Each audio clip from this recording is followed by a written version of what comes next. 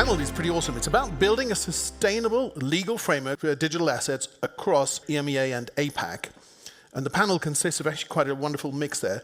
It's Ryosuke Ushida, who's the Chief FinTech Officer of the JFSA, also serves as the co-chair in the Virtual Assets Task Force at the FATF, incredibly important organization in all of this. Deepa Rajakaban, Managing Director of Dubai Virtual Assets Regulatory Authority, popularly called VARA, who are pioneering some of this work in that region. She's also the Vice Chairperson of the Executive Board. Dr. Lisa Cameron, Member of the United Kingdom Parliament, Chair of the All-Party Parliamentary Group on Cryptocurrency and Digital Assets, leads on the cryptocurrency work in the House of Commons. And of course, our own principal economist at the Director General at the European Parliament for the department responsible for this, and also now our genie in residence. Please welcome Dr. Joachim Schwerin and his panel to the stage.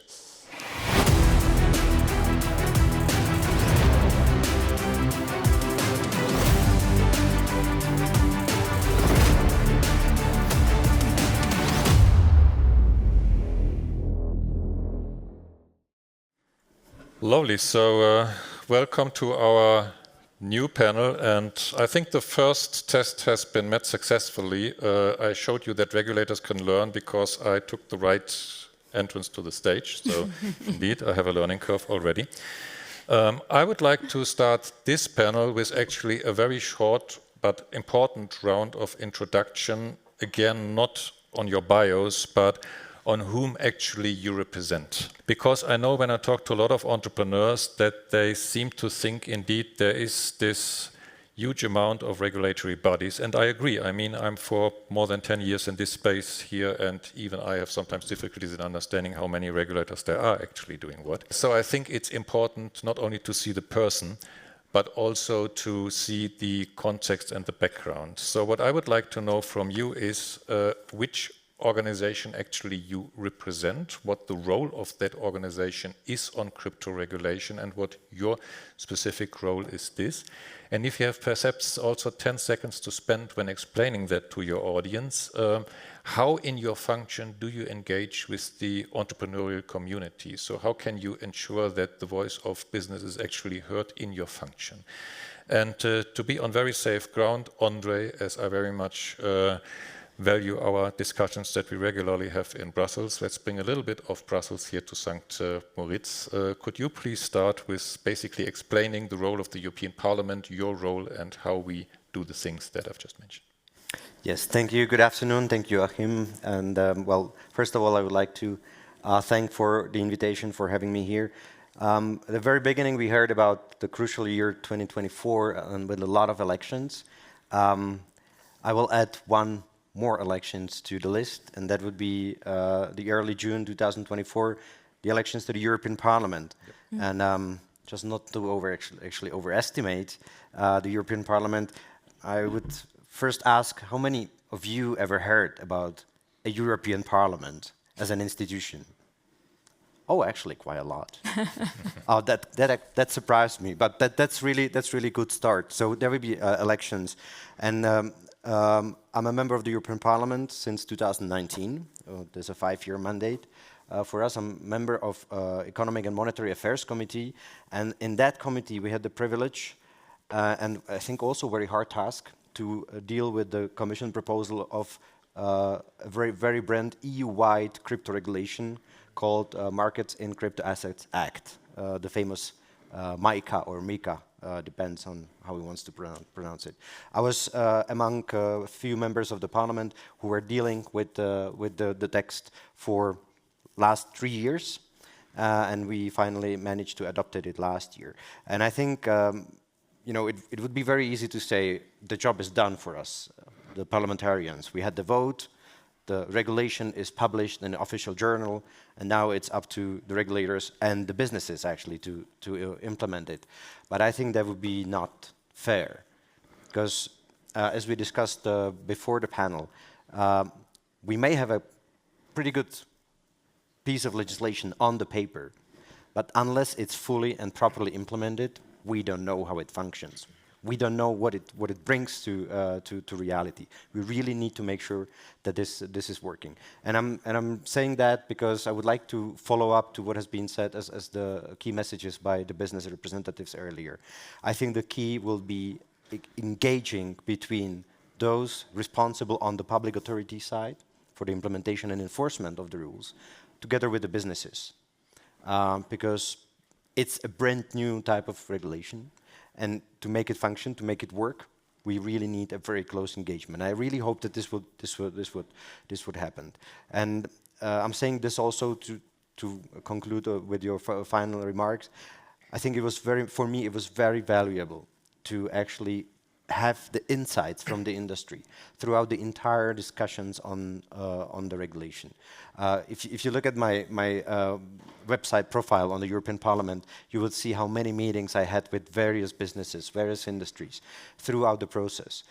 We started with a text which in the end moved or shifted to, I think, more critical points that some of them were not even included in the initial proposal, because the industry is moving and the markets are moving incredibly fast, much faster than we regulate.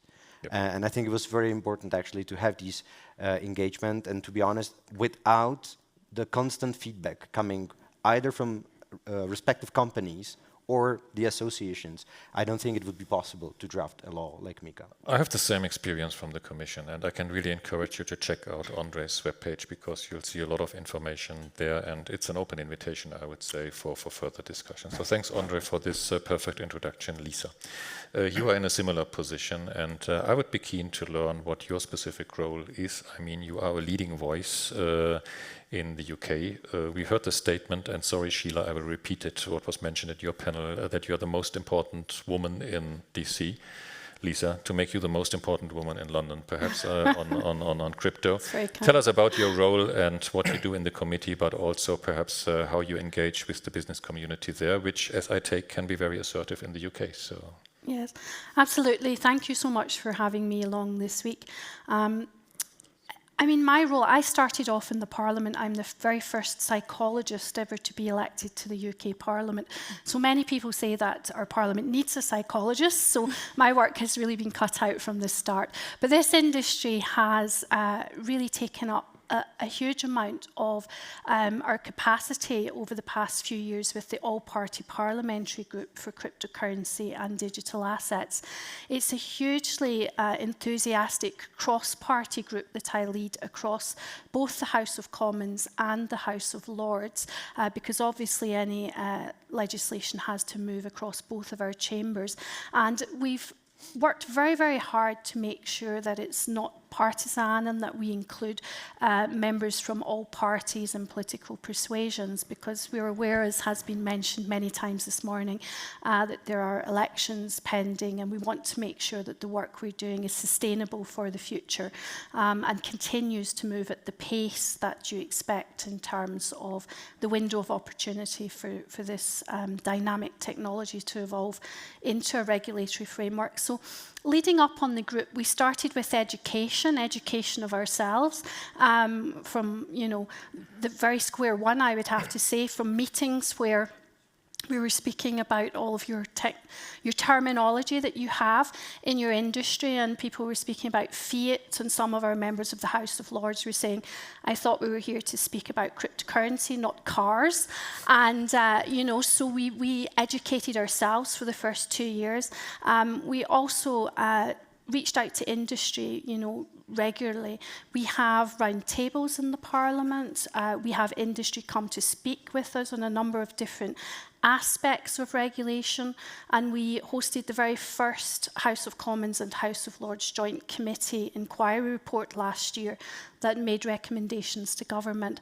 So I come to a lot of these events as part of my reach out to business and industry as a sector, and I would say that it's a lot of the work that I do in the Parliament, making sure that I understand from the front line the issues that you're experiencing. And so please do reach out to me from today and engage with our Parliament, because We're on a journey, but we must be on this journey together and collaborate to make sure that we get the best working practice in regulation possible in the UK, and I can only do that with your help, so thank you for inviting me. Thank you very much, Lisa, also for that statement. And of course, the same applies to Ondrej. You're not only sitting here as individuals, you both have great teams. I know you're organizing a lot of events. I also know that what you just mentioned about Westminster, there's, for example, later this month an event on NFTs, and I think there's also a lot of other things going on. So this is really taken very seriously. Let's perhaps broaden the perspective a little bit and go to Deepa. We have heard in an earlier panel today a reference to Abu Dhabi. Abu Dhabi are very active, but of course you're representing Dubai, who are of course at least as active, if I may say so. Perhaps it's not clear to everyone what the difference is between the various regulatory bodies and what your specific role is in the regulatory authority that you represent. So I'd invite you to introduce us to what you think on this. Again, thank you for having me, as the others have mentioned, and it's such a pleasure to be here with the industry, many of whom I have interacted with over the last couple of years since our existence. So I would say we would be perhaps the newest kid on the block as far as the regulatory environment is concerned. We were established a couple of years ago, and we were the first ones to be set up specifically for virtual assets globally, right? It was at a point in time where the industry wasn't necessarily, I heard in the previous panel, we want clarity, and that's very much the reason we were established, because you kind of get shoehorned into something in TradFi that wants to be tech and somewhere in the middle, right? And consequently also the idea of it being a vertical and a sector as opposed to a lateral. And that's how we envision it in the Dubai ecosystem. This is an industry that's going to touch on every single industry that already exists in the traditional economy space, not just TradFi. And that's really why our leadership had set up VARA as a regulator specifically for the jurisdiction of Dubai. That's what I manage. And the idea was to say, once it is established, what learnings can we get from it to translate through to the other emirates, right? We are a seven emirate nation within which there is Abu Dhabi, and you've heard of it, and Dubai, that's the capital. And obviously there's Dubai and DIFC. So the one other point was on confusing regulators, and way too many of them. Right. So this would be one where it's fairly clear there's only one regulator specifically dedicated for the industry, and that would be VARA. That doesn't mean that there isn't some great work being done by others, but the whole idea is to be able to learn from us so that the joint understanding is not only shared, it doesn't have to be repeated, right? So anybody that does get licensed within a Dubai regulatory environment should be able to get a passport across the wider UAE and specific areas at the federal level at least, which is two of our regulators, both the Securities Exchange, which is ESCA, Securities Commodities Authority, and there is the central bank. So those would be the three that work pretty closely in tandem. The one other difference is a lot of regulatory bodies in the UAE ecosystem tend to be focused on free zones, right? So you can only operate outside of the country. You can't actually cater to the market. And so this would be another one to bear in mind as you think about our regulatory setup. And the one last point I want to make is what's been actually, in our context, we aren't a voted-in body, right? So we aren't a parliamentary body, and we certainly aren't a political body. We are essentially businesses that are there to make businesses work, right? And so that's the reason we're set up as a regulator to engage with the industry. And what I've found in the last couple of years of engagement with yourselves is what used to be a conversation pretty much exclusively with native crypto is no longer the case, right? And that's quite a fascinating change. And fascinating also from the perspective of regulations need to be agile. It can't be, sitting on the shelf for 10 years and being dusted off. This is something we want to do very actively with yourselves and to get regulations into market so that you can then operate within it and tell us, hey, this doesn't work. We thought it might, it looks good on paper, but these are the things you need to fix. And that's our job, right? A number of very interesting points, and apart from your last remark, which is very interesting, I take two. First of all, I find it fascinating that you have a similar notion of passporting as we have in the EU, obviously. That's certainly something of interest to me to look into deeper. The second point is what you mentioned on the co-learning, and you see already from the statements here that there's a lot of co-learning going on between the public and the private space, but also within the public space. Within the public space, Ryosuke, for example, we consider Japan in Europe as, I would say, a leading inspiration also for many things, because we have a lot of history on what my remit was and still is, industrial policy, and make crypto work for our real economy. We have an exchange program for officials, even between our countries in many ways, to exchange information. So can you please explain from your experience what your role is, whom you are representing, and how you relate to businesses in Japan? Sure. So thank you very much for having me for this important discussion. And then we, CfC, is a single and integrated financial regulators in Japan. So if you want to start crypto business or as a financial business in Japan, we are your counterpart. And then our history in terms of crypto probably goes back to 2013 when the Mt. Gox went bankrupt suddenly. So at that time, it was the largest Bitcoin exchange in the world. So more than 70% of BTC transactions took place in an exchange located in Tokyo.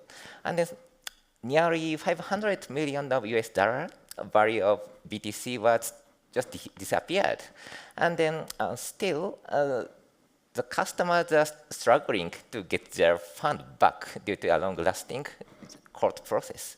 And then fortunately or unfortunately, we realized that we need to put in place a proper regulation for crypto industry. That's why we are one of the few countries who implemented crypto regulation relatively earlier. It's in 2016. And then last year, we have just implemented stablecoin regulation. So I would say we already have a comprehensive regulatory framework for crypto industry. And then I don't say we are crypto easy country, as previously discussed, but we are actually crypto friendly country. So Japanese government is eager to attract a lot of professionals from Web3 industry to Japan. I think a lot of people talk about UK, EU, and then Dubai, Singapore, and Hong Kong, but not much about Japan. But one of my job is to change our reputation. Actually, we are pro-innovation countries, and then please come to me if you have some interest in our country. And then my another job is international AML CFT policy making. So as introduced, I am co-chairing virtual asset contact group at the Financial Action Task Force. So I am in charge of developing AML CFT policy like travel rule, and actually helping jurisdiction to implement those standards.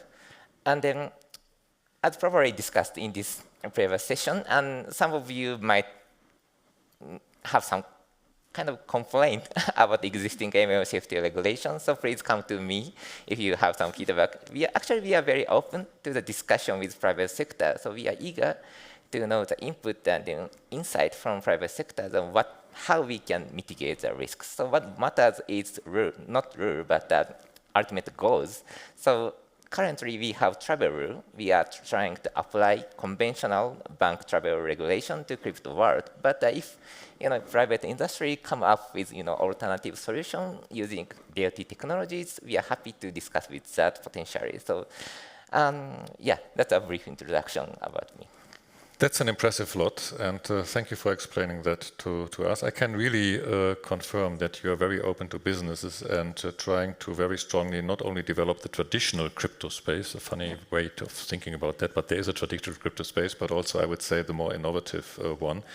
You mentioned the Financial Action Task Force where you're representing a role. I mean, okay, let's perhaps discuss it outside. I'm not too enthusiastic about everything that they are doing, so I skipped that from my panel.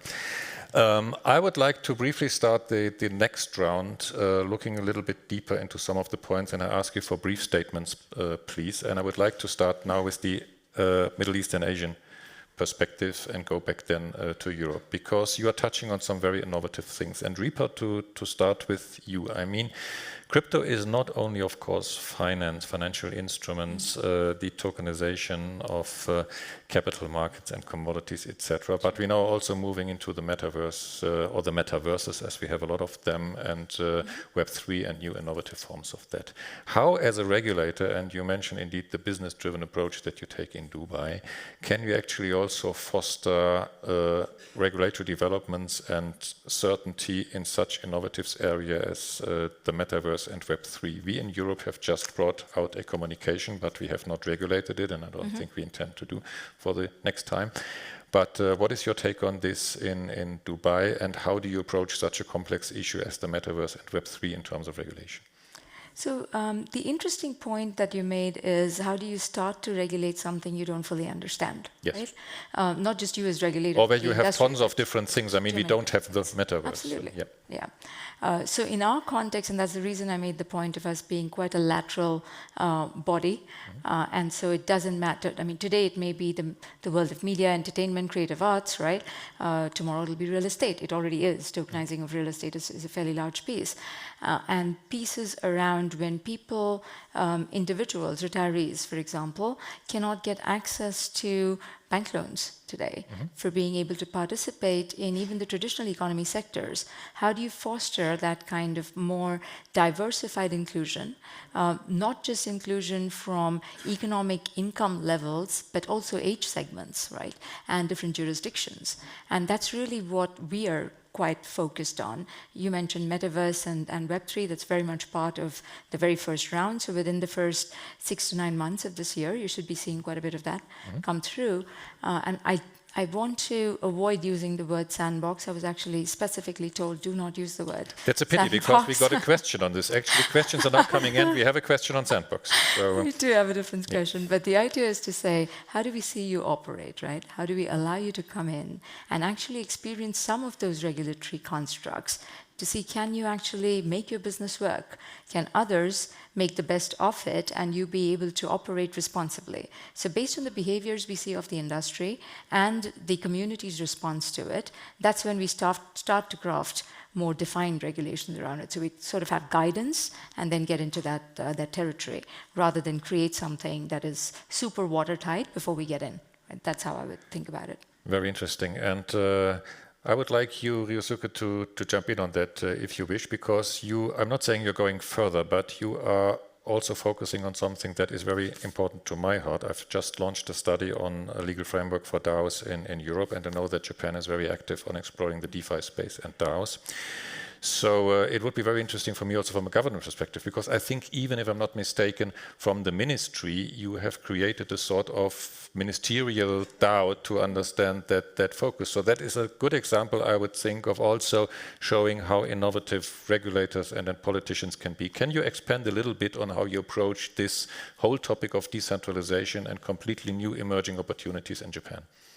Sure. So some of the policymakers are quite active in this space, so they want to encourage the innovation out of Web3 industry, and then they created a small group and then study what is DeFi and what is DAO and what is a potential use case in the future, and then they published a white paper last year, and then it's a kind of a bunch set of principles that the Japanese government should do going forward, like preparing good framework for DAO, and then and then mitigating potential risks like money laundering. So that's a kind of comprehensive white paper that is led by policymakers. So it's quite rare. Usually in financial sector, we are drafting the legislation and then we are preparing supervisory guidelines, but it's not like that in this case. So it's a truly policymaker-driven approach, and then of course the government, we are very happy to work under that instruction. And actually, if I will give you one example, industry has been complaining about ambiguity of definition about NFT and then crypto asset. So if some tokens are classified as crypto asset, you have to comply with comprehensive ML and then as a requirement. But if it is NFT, basically you can do anything you want. And then, but the borderline is quite ambiguous, so that's why we amended supervisory guideline mid last year, and then to provide a kind of concrete criteria on what is crypto asset and what is not. So let's say if the total amount of tokens issued is less than 1 million, it is not likely that it can be used as a means of payments. So in that case, it should be regarded as NFT and not as crypto asset. So it's a kind of, we kind of take risks of providing this kind of numbers to the industry, but it's one of the efforts to try to provide a transparency of our guideline supervision. I think that is a leading example, I would say, of what perhaps regulators should dare to do more. I mean, we have an NFT discussion in Europe as well. We, as the Commission, in my opinion, excluded it from our MiCA draft. There are different opinions, but okay. I'm on this panel, so it's my opinion. But then we had the political trialogue on this thing where certain things crept in again. And I know how difficult it is to really fine-tune this and address this. Ondrej and Lisa, I would like to give you, first of all, also, if you want, the chance to react a little bit of what we've heard from Deepa and Ryosuke, because I think all of that is very innovative, but we have the similar discussion lines, of course, in the EU and the UK.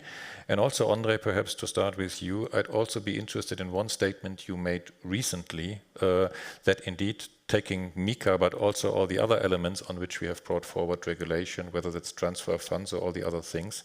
Now we have a lot of, I would say, instruments. We have a lot of regulation, individual regulation. We have a lot of trees.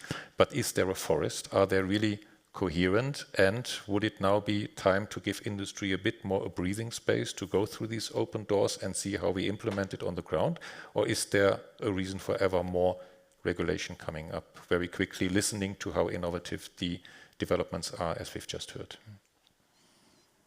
I think, well, these are very, very good questions. But first of all, to react on what has been said, in my view, this is exactly like the showcases and examples how, in my view, should actually the regulatory work look in the 21st century. Yes.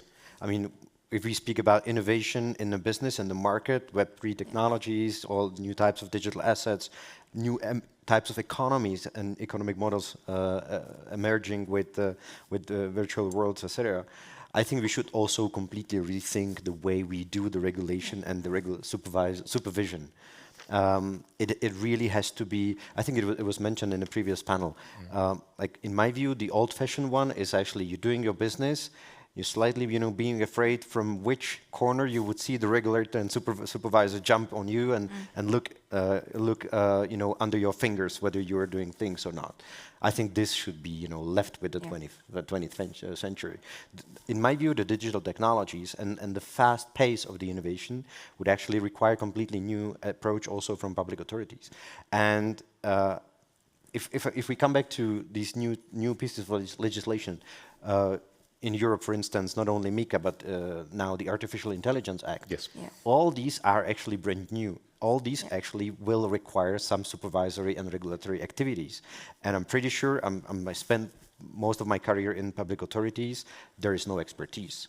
The expertise is in the market. The expertise is in the business. And I think without very close cooperation between each other, it would not work. I'm definitely not in favor of, rethinking the regulatory framework once again. I don't see, is the sustainable word back there? I think the sustainable means that it lasts, right? Yeah. We should not change it every time. And also this will require the way how we regulate. We should regulate based on principles, create a real framework, not to be too prescriptive. Yeah. When you look at the MiCA proposal, for instance, the initial proposal was very much, around the ICOs, yes, etc. Yeah. You will not find anything like that in the final version of it, but you would find references to decentralized finance, references to NFTs. Those notions were not part of the initial proposal as well. So I think we should really, be able to adjust, and this means that the framework where we set is quite rather light. Mm-hmm. And the rest of it is actually done under a constant cooperation between the market, the businesses, and the public authorities, the supervisors. It would not work, in my view. Yeah. In my view, it would not work otherwise.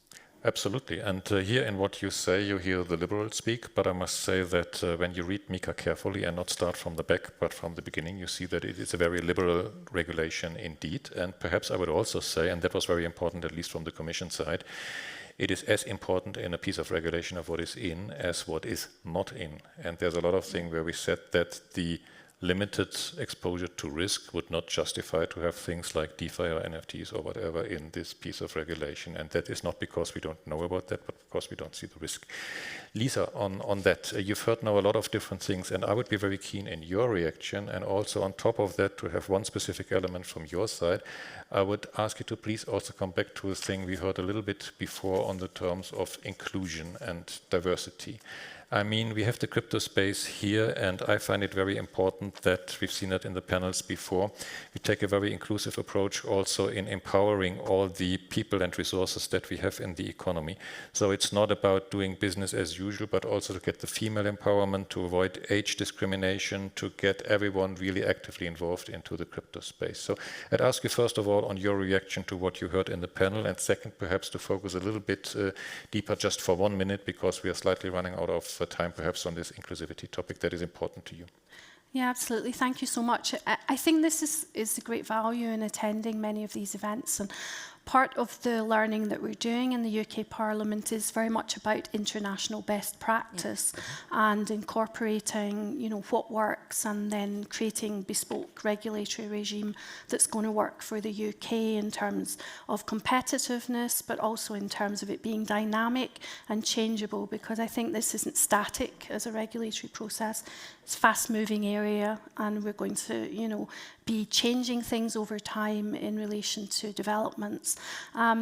It was interesting to hear about the Web3 and AI as well, and we actually had the Children's Parliament into the UK Parliament to speak to us about their thoughts, and they were fantastic.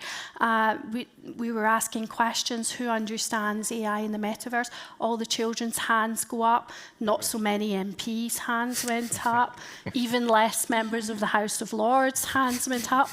And you know, it made me think this is a digital generation, isn't it? Yep. And this is why we're very focused on Digital Britain and how to empower and skill people no matter where they come from in the UK, no matter their background, and looking at diversity, inclusion and levelling up right across the UK in terms of inclusion at all aspects of the work we're doing. And in the Parliament, I'm very, very keen this year that in addition to the international best practice piece, that we look at how do we engage digital entrepreneurs and also those from perhaps socially more deprived backgrounds and different backgrounds into the Parliament, so that we have this transfer of knowledge between industry and Parliament that is very sustainable over time, but that we become you know, much more inclusive in our work in Parliament too, and that's one of the programmes that I'm working on.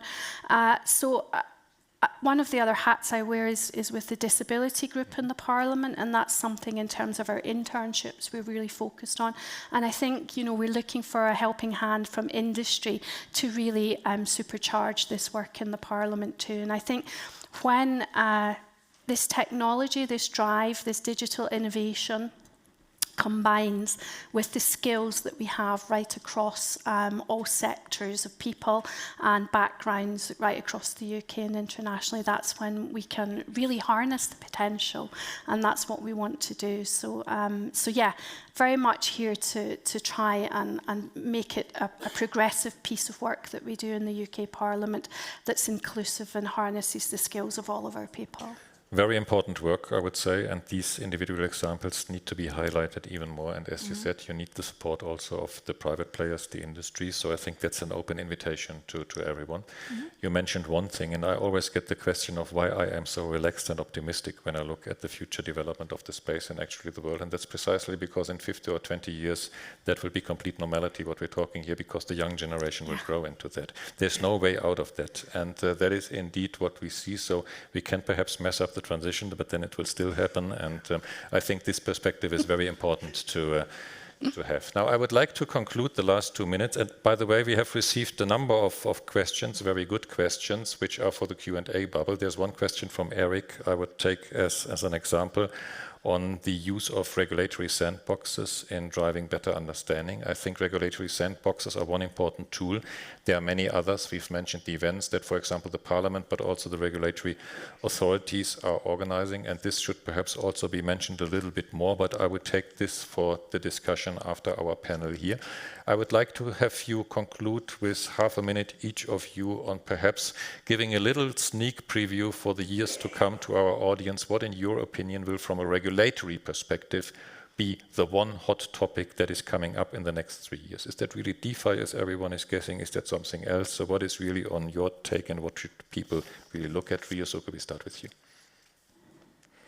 So one thing that is really hot in the regulatory domain. I'd say it's increasing interconnectedness between TradFi and then DeFi, Yes. and I think it's great news. And then typically innovation comes from open space without much regulation, but innovation should be brought to the regulated industry, like financial industry. So working together, each other is great path for the future. So we are very much looking forward to that. Excellent. Deepa, your take on this? I would say I heard on the previous panel somebody talked about can you be tech neutral? And from our side, what you would expect to see is tech neutral, but also product neutral. And that's essentially what our regulations are set up on. Right. Okay, we can have an animated discussion on that because I've my doubts on technical neutrality, but let's have that later. Lisa. Yeah, I mean, I think I'm being very practical over the next year. We're running up to the election time. We want to make sure it's extremely cross-party what we do and sustainable over time. And I'm really focused very much on streamlining the process through the FCA in the UK for people to have licenses there, and also access to bank accounts, because we want the UK to become a hub of cryptocurrency, but without the basics in place, that's very difficult for businesses. So we want to streamline the practicalities. Yeah. And Ondrej, of course, we have now the European Parliament's election coming up, but I cross fingers for all of the good cooperation, assuming that the next years are for us to take. What is your priority? Well, definitely what has been said, I would echo all the points already mentioned, but maybe referring to your second question, I think now in Europe we should look at the regulatory coherence, so make sure that what is now in the law would be respected also in other parts of financial regulation, be it AML or all the others.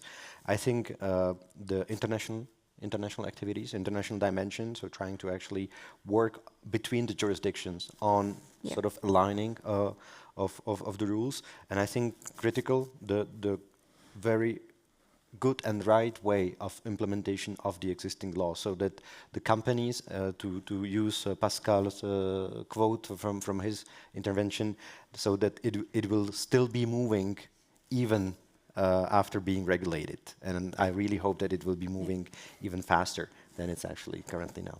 Thank you so much. We have 4 excellent examples here from the regulatory and political space. Please join me in a round of applause for Thank you. Thank you very much.